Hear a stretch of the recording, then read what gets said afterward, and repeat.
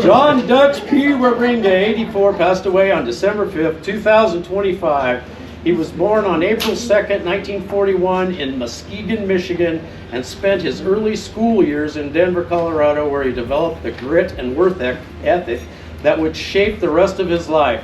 Dutch proudly served in the United States Army and served from 1960 to 1963 as a combat engineer specializing in mine warfare while stationed in Germany, and retired as an SP5 and an FP5.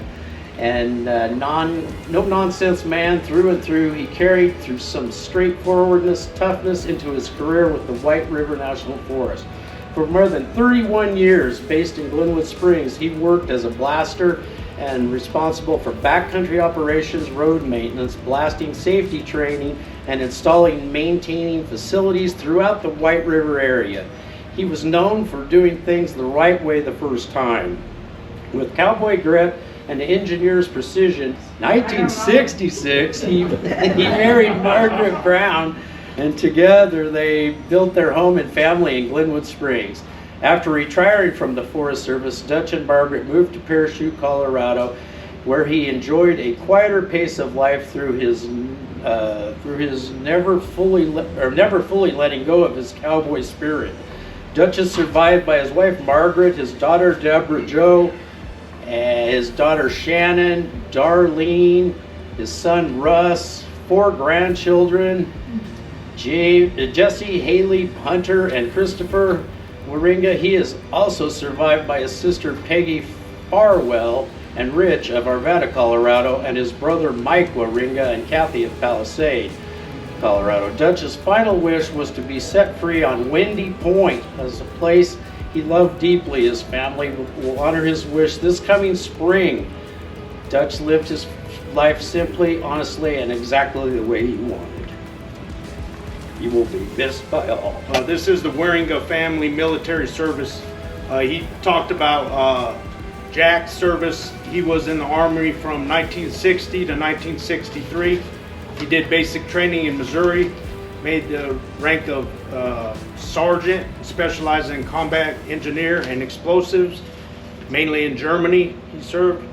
You got his brother Mike Wierenga, who was a machinist, specialties, second class E5. He did in the Navy from 1968 to 1972. He was aboard the USS Kitty Hawk aircraft carrier.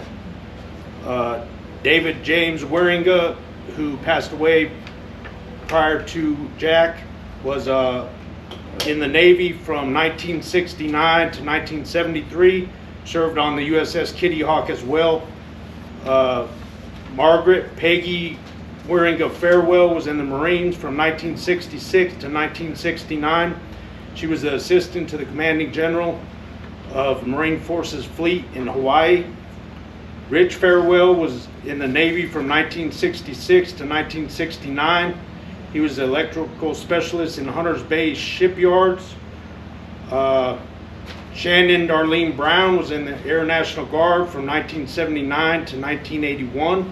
She was a communications technician.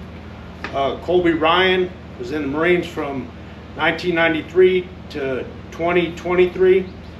And Jacob Wierenga was in the Navy from 2002 to 2006. He was a machinist mate in North Island and Japan.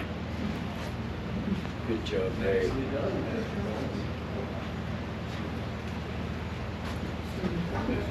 Great line stuff. I'm not a very good storyteller, but I've always admired Dutch. And when I started getting to be up towards the zone engineer, forest road manager, he had a new hire on the dozer up above on the Blanco district up towards Sleepy Gap. And it was this weekend, or 4th of July weekend, we went camping up there. And when we come out of there, the water bars were so high that the pickup tailgate was dragging. And so when I got back, I told Dutch about what I'd seen, and he ripped me a new one for not having the guts to tell the operator what he should have done to get them fixed. No, not the Dutch. So I enjoyed working with Dutch, and he was one of my heroes in the Forest Service. Hi, I'm John Armstrong, and I worked for the Dutchman, I don't know how many years, in the early 70s in the Forest Service. And when I hired on, I was the young hippie kid, and with all these old rednecks, and Dutch was an old guy to me at that time. He was 10 years older than me, but he was my boss, and it wasn't too long before we became really good friends. But I think you probably all know, you've heard some of the stories from Dutch, driving through Glenwood Canyon working for CDOT, and he's driving this dump truck, and this boulder comes off of the cliff, lands in the back of the dump truck, and Dutch just keeps on driving. And, but I attribute part of my work ethic to working with Dutch and the rest of these old codgers, and they were something else, and they had their own nickname for me and everything, and It was. Yule. So we were living up in the woods. We'd go up by the week and camp out, and the first couple days, old Reuben Nelson would make, I'm sure you know, shit on a shingle, and with hamburger and grease and gravy and all this stuff. And I did that for a couple mornings. And I said, guys, I can't eat like that. So I brought up my own granola and stuff like that. And the second morning I had my granola, I poured out the bowl, and all these kinnikinnick berries and pine cones and stuff come out of the box in my bowl. So they named me Yule Gibbons, and look what Yule's got for breakfast. But there's so many Dutch stories, but one of them, we were driving, it was just he and I. A lot of the time we went as a pair on jobs, and he was driving a big dump truck, and I was driving a pickup behind him, and we were going up Coulter Creek or something with a rifle, and all of a sudden he jams on the brakes, and I go up and, what's the deal, Dutch? And I look, and you know the big wing mirrors on a dump truck. He was driving along, and this aspen stub was sticking out, a 20-foot aspen tree sticking out from the upper bank, and it caught the mirror, and it came shooting right into the cab, and here's Dutch, and here's the stub stuck into the upholstery, and Dutch was as cool as a cucumber. But he's a wonderful man. I have great memories of him. Thank you.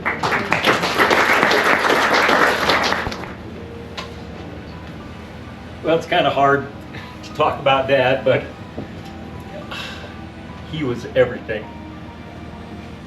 Taught me all about hunting, fishing, camping, the better things in life.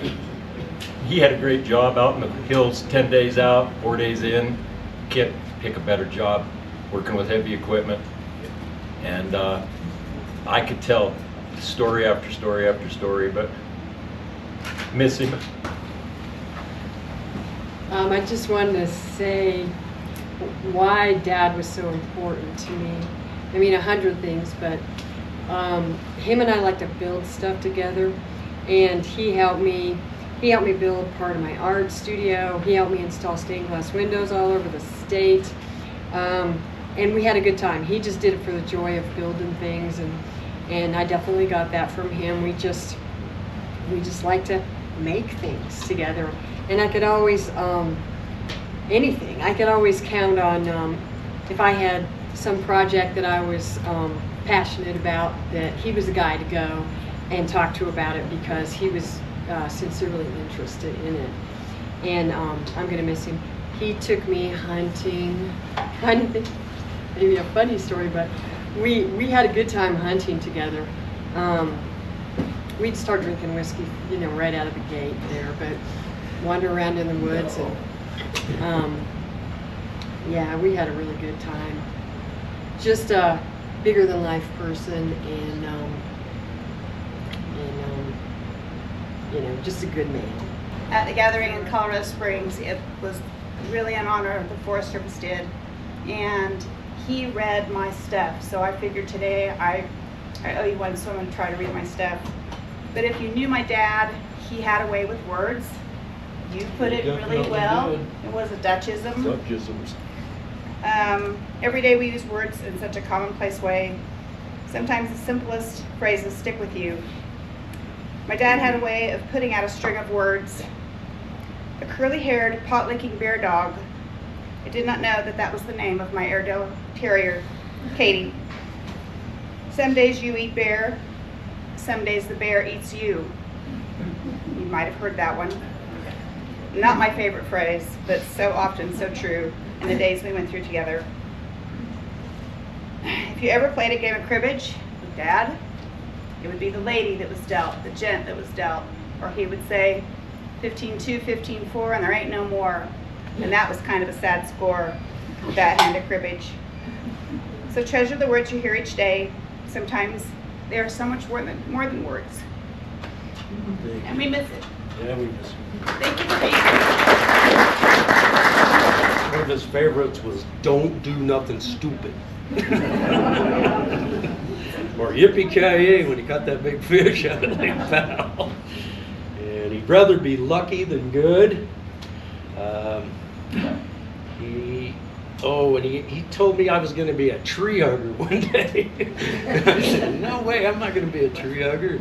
He said, "Yes, you are." And so he trained me as a blaster, and I always wanted to be really close to the blast so I could analyze it and see how it went. And he said, "You're way too close. You're too close. You're going to have to get back." And one day up South Fork, we were blasting out the road. It was tipped off, and we had to level it back up. And he said, "You're too close." And I said, "No, I'm right here. I can do it." And so when it went off, it stood up like a giant man, and it was like 200 feet tall above me.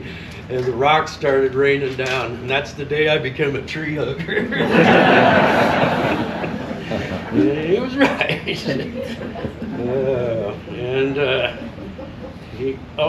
He had a story. We were coming back from Meeker Wyoming, actually, with a bunch of camper trailers. And he got on the radio. He was out in front of us, and he said, "Hey, you boys better slow down, because last year I was coming through here and I got a speeding ticket and they fined me $65. And the state patrolman was monitoring our radio channel. He got in there and he goes, "Yeah, boys, you better slow down, because the fine's $120 this year." And he always, as he got older, he said that when he went muzzleloader hunting, the elk were out of range of his muzzleloader if he couldn't look back and see his four-wheeler. And then the final one is, if you mess with the bull, you get the horns. So that was that. Let's see. And thanks to Russ for this video. That was awesome. Seeing him at his younger age. Thank you, Russ. And don't forget to sign the book and leave a message for Margaret, because she'll need messages.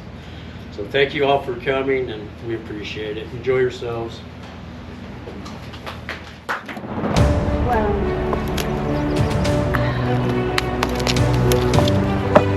Christopher, come down here, please.